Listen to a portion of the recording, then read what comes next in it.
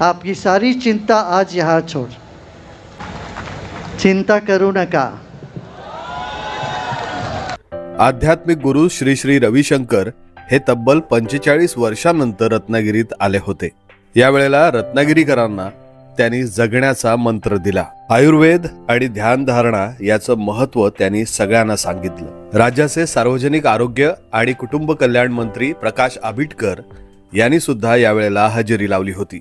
इथं आपण सगळेच जण ज्या पद्धतीने मेडिटेशनमध्ये सुद्धा ज्या पद्धतीने तल्लीन झालो ते बघितल्यानंतर ॲलोपॅथीपेक्षा आयुर्वेदाची गरज आहे आणि ते सगळंच्या सगळं सांगायचं सामर्थ्य आपल्यात आहे।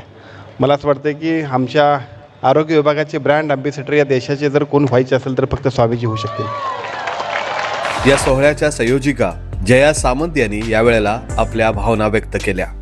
गुरुदेव प्रत्यक्षात रत्नागिरीत आले हे आपल्या सगळ्या रत्नागिरीकरांचं खूप मोठं भाग्य आहे असं मी समजते।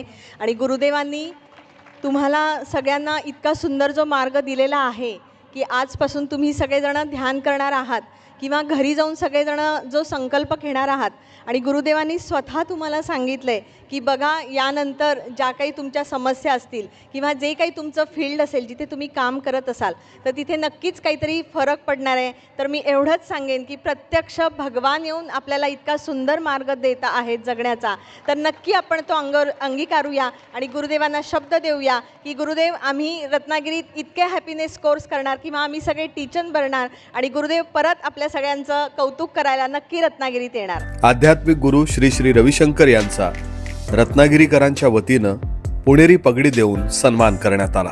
हम सुनते आए हैं कोंकण बहुत सुंदर है गुरुदेव, बहुत सुंदर है, आपको आना आना। तो इस बार मैंने कहा मुंबई तो जाते ही है ना, जरूर कोंकण आना है।